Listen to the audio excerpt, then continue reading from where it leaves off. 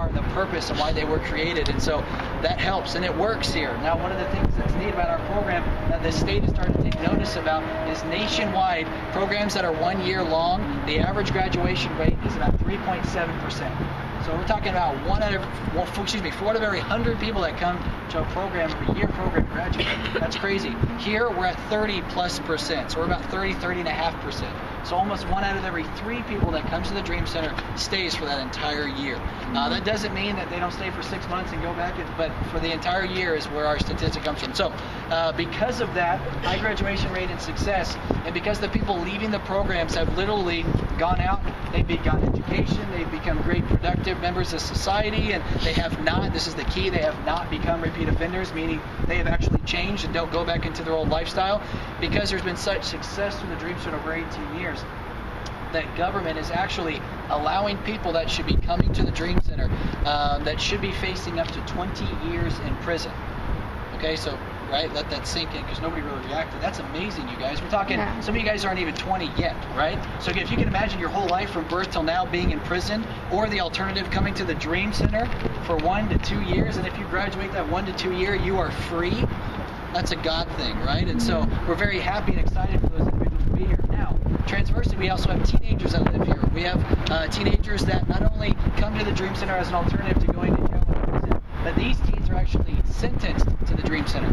So, now, separation of church and state, you guys weren't alive in the 60s, but if you remember, if you've ever read in history, there is a thing, separation of church and state. Small church affairs and state affairs don't coexist. So that's why faith-based organizations cannot take state funding, because they will no longer be a faith-based organization. So we don't take state funding. But the state still wants to acknowledge our program, and so they actually sentence kids. So a kid will get picked up as a teenager for drugs or paraphernalia or whatever. They will go before a judge, and the judge will go, instead of going to juvenile hall, you're going to go to the Los Angeles Dream Center, and you have to go there. That is their state sentence. And so again, we're very fortunate and lucky and blessed to have those kids here, and they're very blessed to get to come to a program like this. And so while they're here, we actually have a junior high and high school Christian academy that they have here at the Dream Center. Likewise, we open it to the community, so people from the community can come and participate in those. It's called the DC Academy, the junior high and high school as well. And so we also have supervision for them and all that stuff. But again, very blessed and honored to have those kids here. So we also have families. I mentioned that earlier. So we have the family for 32 families now. Some of those families are single moms with kids under the age of 5. Some of those families are families, like I said, I don't know if you guys heard me walking by, there was a guy standing there with a bunch of kids around him. The guy with the Kobe jersey on, his name's Joel Guzman. Him and his wife Gina, they live here, and they have 8 kids in their family. Wow. And so we have big families that live here. So there's over 100 people that are on that family floor with all their kids as well. And then the last one you'll hear more about on Friday is Project Hope. That's not here at the campus at the Dream Center, but it's something that we have been doing in ministry for the last 4 years, and it's for victims of human trafficking. Human trafficking, you guys have probably seen the movie Taken at this point. Maybe not until the movie Taken came out did you know what human trafficking was, or had you heard of it. But it is something that has been prevalent literally since the dawn of time. Since America has been here, there's been trafficking, there's been underground trafficking and forced prostitution in the United States since it was here. But there hasn't been a light shed on it really till the last probably 6 to 7 years. And so we started to find out, because a young lady came in our program who had been trafficked. She came in our program, and so we separated her because what they had gone through was a little bit different from the majority of people in our programs. We started something called Project Hope.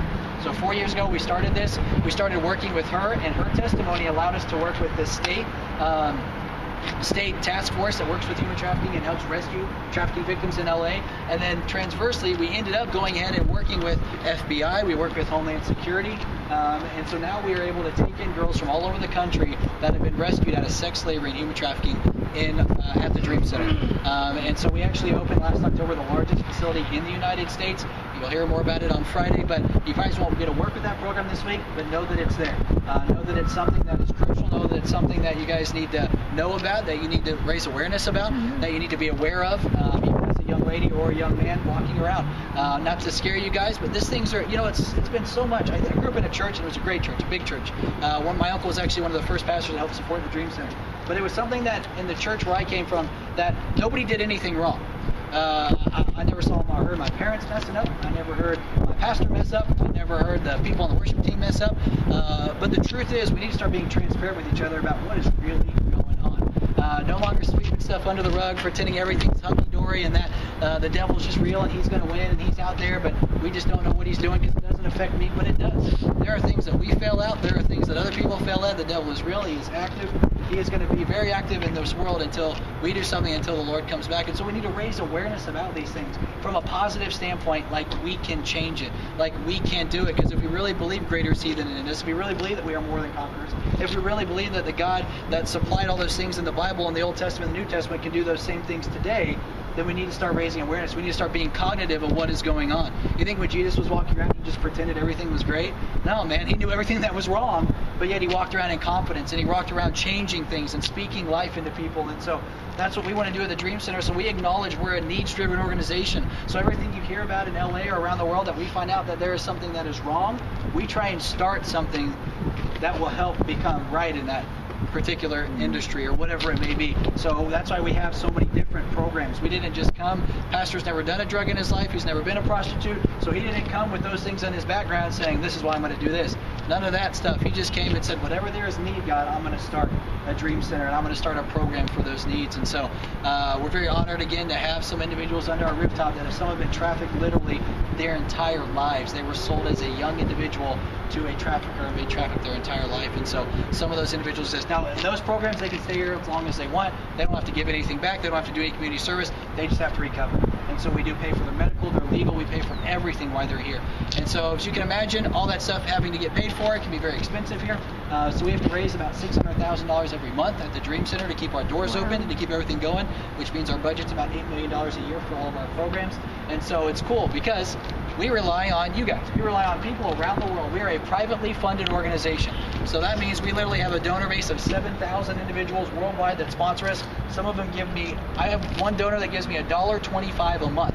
That is equal sacrifice. That is what he can give to us. So that's what he does. I also have another donor that gives a few thousand a month. Well, anywhere in between. We also pursue corporations and sponsorships of our different programs for corporate giving. But we also do grant writing. We have a grant writer on in staff. We have a third-party grant writing team that we hire. And then churches. Your guys' church may be one of them. We have churches all over the world that help sponsor the Dream Center monthly, just like a mission field would. And so that's how we get all of our funding. That's where all of our programs come from. That's where we're kind of going in the future to bring on the 300 more people. We've never not grown. There's never been one year that we have decreased. There would never been one year that we've had to shut down more programs than we've started. God is just really alive here. He's active here. I love this place. It is a miracle-born house. I've been here 3 years. I came here from New York. I had a business. I was a selfish person. I wasn't a Christian. And I just wanted money and whatever I could do with it. When I came here for 3 days. So I was here less time than you guys were, and my life changed. I committed my life to God. I committed my entire life literally to the Dream Center. And since then, I've been on staff here for the last 3 years at the Dream Center. So this place can change you if you're open and willing enough to let it do it. So I hope you guys have fun this week. I hope you meet a ton of people this week. I hope you become close with each other this week. I hope you guys get inspired this week. So when you go back home, you change your church, you change your friends, the way that they look at things, the way that they look at it's no longer so much of what they're wearing or where they're going or what car they're driving, but it is about helping people. It's about what God asked us and requires us to do and giving back. And so hopefully you guys have fun this week. Everybody you meet, talk to them, ask questions, listen to everything that you hear this week. Whether it's somebody that's homeless at your meeting, everybody wants to talk, everyone's got a story, or whether it's somebody you're handing food to, man, a ton of times they just need somebody that wants to listen to them. So have fun this week, be blessed this week, be safe this week. They'll give you the orientation and the rules, follow those things as well. And then I'll probably see you guys on a couple outreaches. I get to go on a couple of them on my days off, so I'll be able to do it. So anybody have any questions?